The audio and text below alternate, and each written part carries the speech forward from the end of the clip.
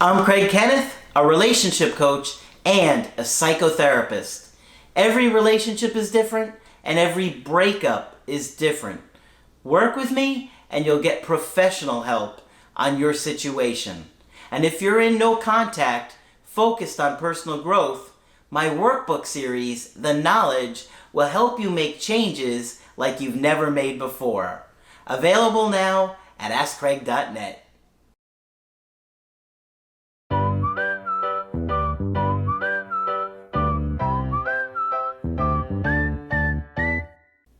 Hi there, I'm Coach Craig Kenneth. And I'm Coach Victoria. And in this video, we're going to be talking to you about, is this the last breakup?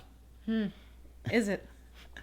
You know, a lot of people are going through multiple breakups, and you're probably in a situation, or you could be in a situation, where it's actually not the first time you guys have needed a break or a breakup. Right, and we hear this a lot in calls. Many of you will say this is not the first time this has happened. We've broken up many times in the past. So we figured we would address this situation in a video to talk in further depth about it if you are in this situation. Absolutely.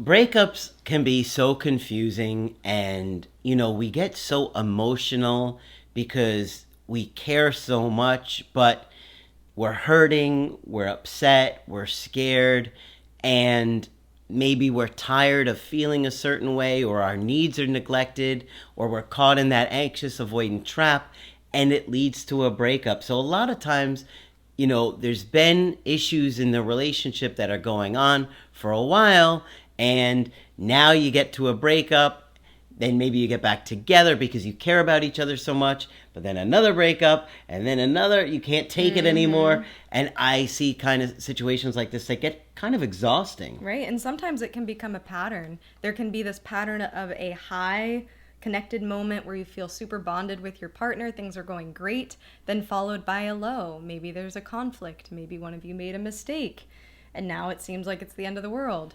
Yep. So these types of repeat breakups that happen in a relationship can mimic that on and off type of pattern, and it can go from really high, really excited, to not at all, to I'm out of this relationship, this is not working for me, I'm making decisions based on what I think about the situation at the moment. And this can feel like a cycle that's never ending, and it can be scary because many of you don't know if this breakup is the last one. Yeah, a lot of times people don't wind up following or finding us and following our work until they are in the one that feels like the final breakup. It's like that song, The Final Countdown. It's the final breakup. Yeah, it's true. Yeah, I have one client. This guy has been through the ringer, and him and his girlfriend have been on and off so many times. And I asked him to send him some emails so we could do it in a video, because I don't know if I've ever seen a more volatile situation that they continually get back together and break up over and over and over again. Yeah. And he actually came back to our channel.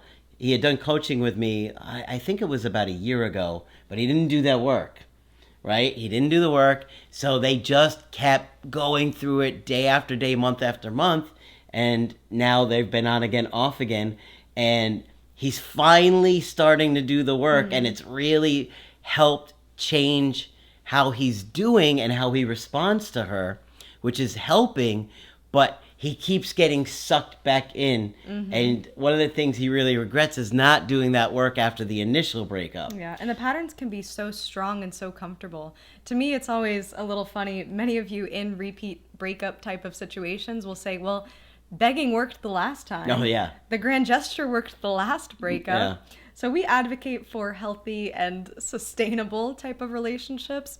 We tell you all the time, the goal here isn't necessarily just to get your ex back, but to have a better relationship than you had before.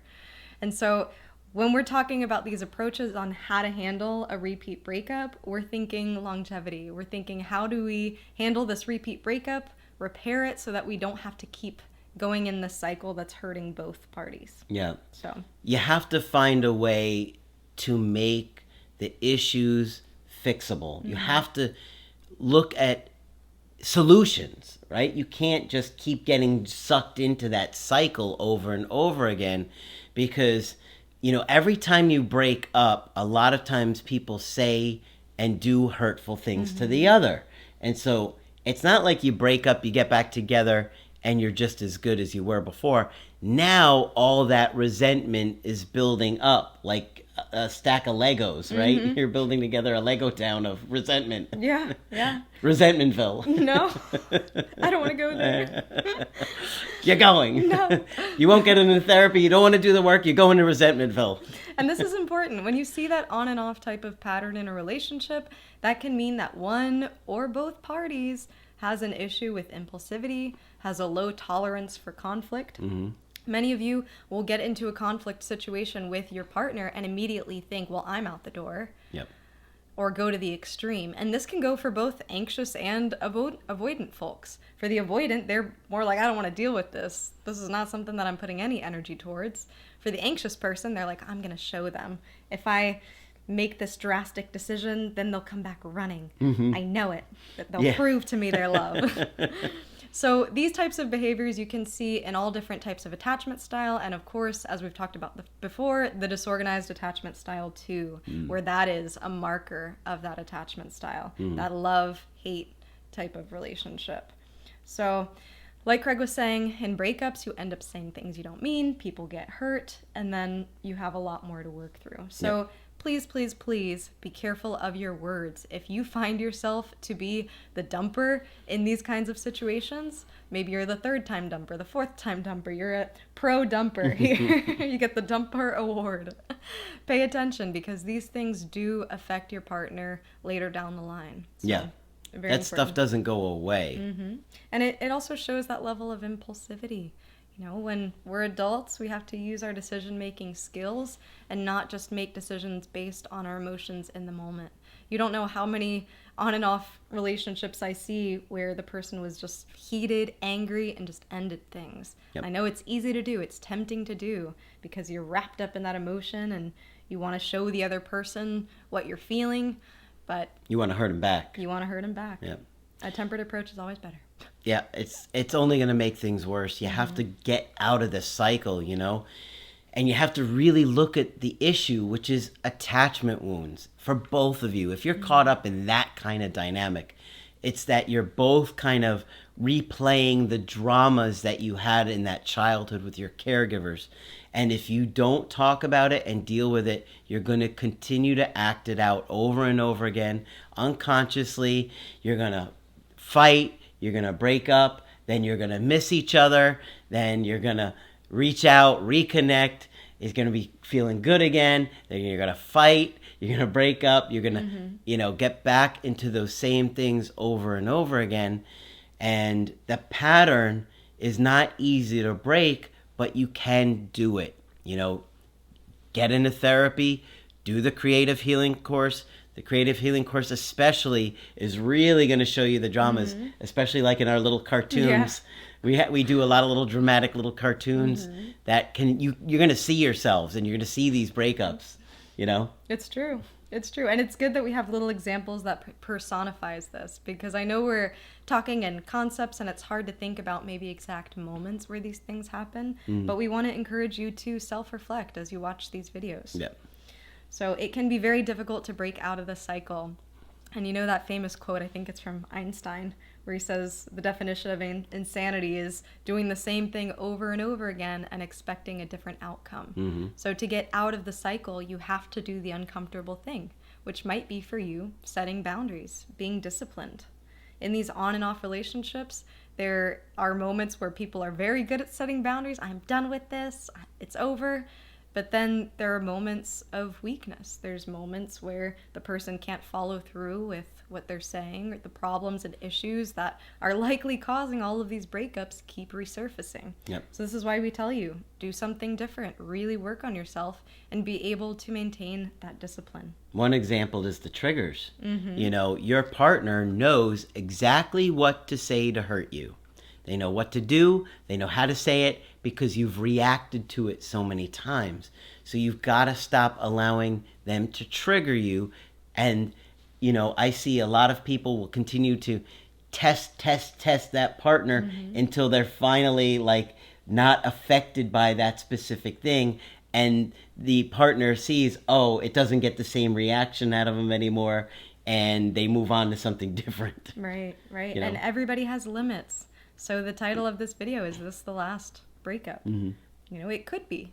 You could have reached your partner's limit with whatever was happening in the relationship. Maybe it was a complaint that they kept telling you over and over and over again that you didn't take seriously. Maybe it's some type of conflict that the two of you are both avoiding that ends up in many breakups that the real issues never talked about. So these are really things to think about. And I have a couple questions to leave you with. Okay.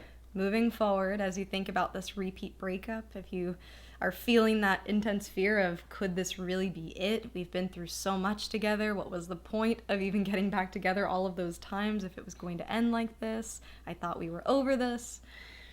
What patterns are you enabling? What behaviors are you enabling in your partner? Mm-hmm.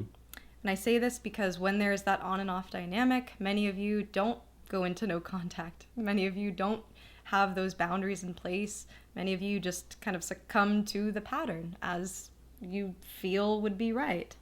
So I'm not saying to ignore your ex. I'm not saying to stonewall anybody. But I am saying if you are typically the beggar, if you are typically the person to just repair it all, then are you enabling any type of behavior in your partner? Yeah, good question. We really like reflective questions. Mm-hmm. And that's really what the entire workbook series is. Videos for you to watch and learn, and then reflect and put yourself into those situations. Mm-hmm. We were able to go beyond that with the creative healing course. Oh, yeah. But with reflective questions, it really gets you to think differently and to break those patterns and cycles that you're unconsciously doing. Mm-hmm. I mean, how many people do you talk to? They're like, now that I'm thinking about it and doing this work, I'm like, I can't even believe I used to do this. Right. I don't like the way that person I used to be. Mm-hmm. And sometimes all it takes is just one really challenging question. And we want all of you to apply whatever it is that we talk about, that we teach, to your own lives. And so that's why we try to ask you questions, we prod, we poke, we try to get you to think, because obviously in these videos we're just talking to the general public here. Yep. So we want you to be able to apply this to your life and make it personal. Other questions you can ask is, are there any themes connecting all of these breakups? Because I bet you there probably are. There's probably some underlying thread. Mm-hmm. Even if the breakups were for different reasons, try to peek below those layers and see what there is. If you don't explore that stuff, that's when you're blindly reacting. Yep. And my last one is, what behaviors have been normalized in this relationship? Good question. Many of you, maybe even it might be normalized to your friends. Many of you will confide in others and say, hey, this is what's going on. And they're like, again? This is happening again? Yeah. So it almost becomes normal or expected or predicted. So when you're reflecting, think back to, is there anything that if I were to tell a stranger today, they might say, what? Yeah. You've been tolerating that, or they've been tolerating that? Yeah, that's a good point. Because many of you guys are not even thinking about that, because it's become so normal to your routine that even though it's been very toxic or emotionally abusive, you don't even see it that way anymore. Mm-hmm. Exactly. A lot to think about. Good questions. Okay, so hopefully this one's been helpful for you. And of course, if you want to get our help personally, you can do that on my website, askcraig.net. I do email coaching and I do Skype. Coach Victoria is also available for Skype coaching. I'll be here whenever you're ready to chat. Just click on her name at the top of the website to schedule with her. But that's it for this video. I'm Coach Craig Kenneth. And I'm Coach Victoria. And we will talk with you soon.